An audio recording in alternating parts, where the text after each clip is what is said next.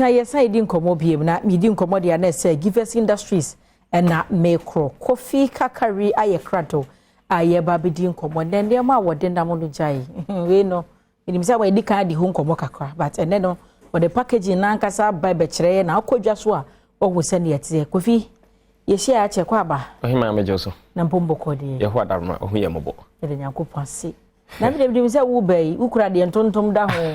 ene yi de kabo mu mienu yi Givers ko ne pi ene de foforo na ade aba we ye de ya me da se bebre nyame inshira papa inshira so na mama mfa kwanya so nchia adofo a ehwe Adom TV se yafe wo ba ha che na ohun so hwe ba fade ya bo se BBS brichi abo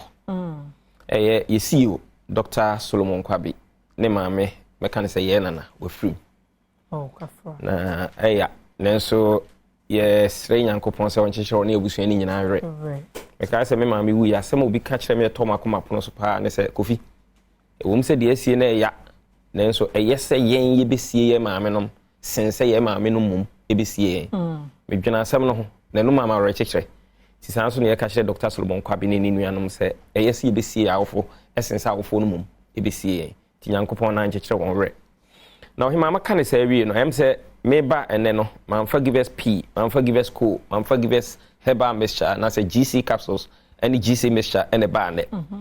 say no Givers ye tray en kwaba mu je the other products aba be ka ho inti so hwe miensa am de ba ye bro miensa se men kan cosmetics and say household items so wo hwa de simanim pe no eye mensa benkum so wo mo hwe ye ne nsa nifa so no eye Givers multi-purpose cleaner okay na edin na nkasa kasa man ho se kasa bibi ye multi-purpose na che serve different purpose and as a serve purpose bebre na ade a ye de epepa smooth surfaces okay ti say bibi ti say tiles so terrazzo and as a rubber carpet and as cement so eno na ye de pepa inti restaurants choba mayanka any ade o mo use bi no enim say de etie any offices e hwam papa na ohima ebia yenkum dwafo ni dwa na so to da bi wo ha say ye chirima ye hunu yen strength anti ye ka kire say de wo to kane no jai to na say de to Givers multi-purpose cleaner reason be na me bobo so de akire number 1 say oil egu terrazzo so and I say smooth surfaces bia ya na ne pepa no den kakra be pepa be we so na what ada ho no na tin obi kotia ho no na o che ahwe ne ade that's right ye de aduru bi aso Givers multi-purpose cleaner no mu a say oil so fem na the Givers multi-purpose cleaner pepa ho no mu a wan kasa wani beje ebe ye firi ho no te say de bibia egu ho no eno akiri no so no Givers multi-purpose cleaner no ya ehwam papa inti baby ade pepa bia no wan hwe ye obi adwen be ne say aduham etwa bi na abogu ho that's right na so Givers multi-purpose cleaner wo de pepa ho no enu achi no ya sa yama thick emu pi mama nka ne sa yes what the friends we ye what the friends you ye eurobi no I free one cent na yira no debi inti we no na che say prudent so obeto ene say uhwie ketwa bia ebe adwuma bebre okay inti mesremo so okoto Givers multi-purpose cleaner na thick ena elada papa ebahu na se huro bom papa inti me hwie bebre a wa hwe ne uhie nsu ankrema inti wo behwie ketwa bi ene de asom wetimi de apepa ba bi kakraka a umoka bebre ewo ho yenye no yuro bi emupi inti yade a ebeboa enu achi no ohima ye wo samna nsuo ni bi anase liquid soaps ni bi wo ha ye de pepa fam a obi bia obekwa akoto no se wo terrazzo anase o tiles so na de pepa obo se the shiny nature no on se tiles de to no foforo sa na pepa so a wonam so a na ebawia yes se uyu so abon se enam se pH no ye ka pH na se ye acidic anase basic no ano odene ni nti obo se na kum brightness no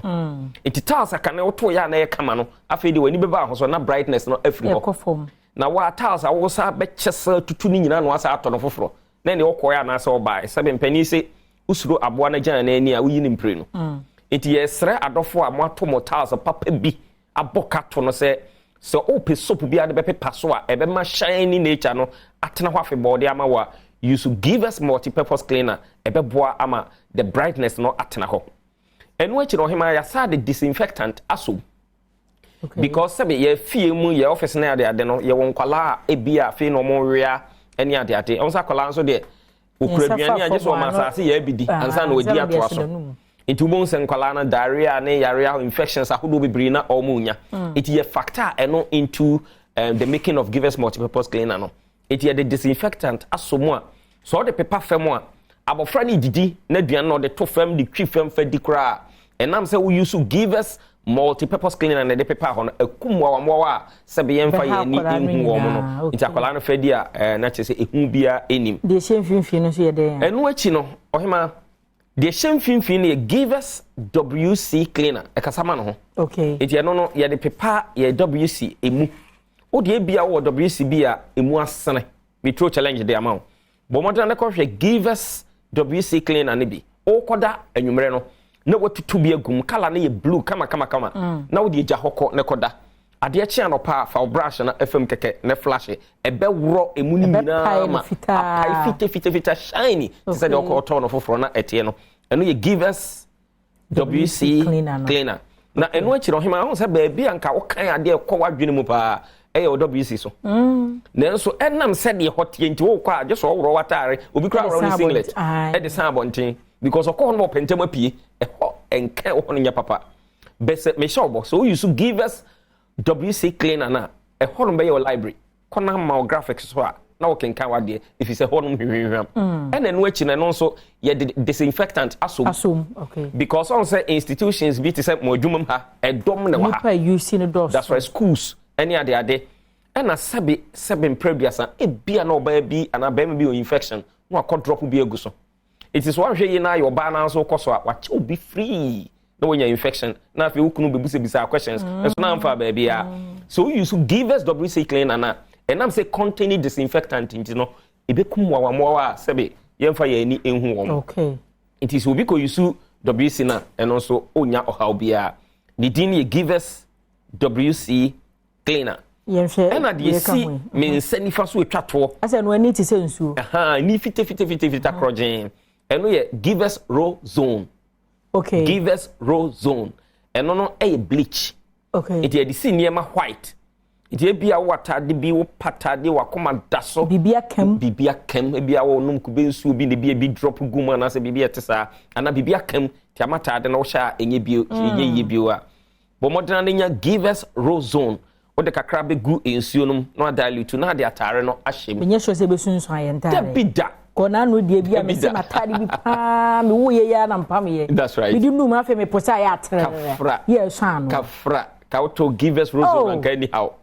it is only give us raw zone now the all the gum ensuo num no akafra na o de atare na num be 5 minutes no we see me pa cho usi a we hia machoism emfa betri nsi na emu de posa na kakra bi gently obon se ebeboa na ani atenwan kama ede ma ma papa ifa he ne benya biato ohima ansa na be kire ba bia obenya biato no ye niam ni nyina se de me ka bibi fa pH na ho no on say soap bi ha we use wi a na onsam hwane me pacho give us products amabobo din ye liquid detergent I know say omo horo cars na de no washing bay e use instead so be use powder soap no o use give us liquid detergent na kakra bia de so nsum no o de horo car ni wiene ni pa na fa na car na da bia ho no be ba be horo ne car because of scent nam car no ho a hwehwam no a da bia e ho e no be no so hwie kakra bia obetim de horo car be bresi niema bebre de horo wonsa emfa ohaw bia emrewo be bia obenya ye niema bia to no mesro China Mall wo Ghana ha ba bia no bowram okwa so hwehwe give us products ne bi enu achi no Malcolm nationwide say ye kuma say boroga ba bia Malcolm woro bowram aso pe give us products papa medi ho dance de acho ya de numbers bi ho be be bi ena afi ama Jessica Ventures memo wo kaneshi ho so kwa onsa ebeka bi na mama nkan say supermarket ne shops a eben wo no bowram okwa ya de onsa betumi aka bi wo so person ni ye digwa ana ye supply wo niam ni bia free number me de to dwe dedi kan ye 0501 556828 me ji say egu screen so and then watching so bet me free wo 0501 556805 ofre enu bedi nkomo na ba bia wo bia no you be dispatch a truck amana ba be supply o it is a wo kwa akoto household items bia ubetimi do ho atoso a kai ne hunu say e givers clean care products that's it abusia na say givers industries Kofi Kakari ene ne no atwetwe nkwobo na me be ko na me kai wo say Nyankopon ya de bo chena bedwam no ye de bebre wo ewo tema port ye ne wo mo a ekra niema wo mo a eyi niema wo mo nsusu a ehyepe container mo hyehye niema ne ade from say freight forwarders no ebetwetwe nkwobo ye ne guta force ba be pebo ho no ye ne mo twetwe nkwobo Ministry of Trade and Industries in Penifo baba me no ma twetwe nkwobo enti wa wo pese wo kra niema wo nso a wo adwuma mu bi o hawa mu komo bi ara mesrew no wo hye wo ebe ma wakwanya na wo nso wo de wo haw atudwa enti wo nso a wo fi a obehweye no echese ahomache no a se de bia bedwam hyase no na hyase na mo befi no nso ko no de ho na nkomo twetwe no anka se ne wo mu e wo port wo mu ekra niema wo mu hyepe niema no ye no mbetwetwe sa enkomo nti mesrew wo kyena de bedwam tema port ene di free brew kwasinsia me etwa lai me anoche oba betwa lai da che hene obi a ebe kɔ na afei aye fefefe na me muso me kɔ no so de na me chia na adu nkɔ hene okrofo bo bi nwa kɔ ya woto so miensa na unim se Nyankopon ya Adom over the weekend I'll be there na Nyankopon ya Adom adwa dan so machusu schools 5 Another Foundation as part of my 31st birthday me kɔ sanitary part ama maya omo ho no mu nyina nti no Nyankopon ya Adom adwa da schools num ni nyina no ye bebam na ya ba be chesa ne me da se o share Adom TV wo share me a eya frɛ me anochi wa ba ajwa se when the people's forum e wo ho enti kwaswache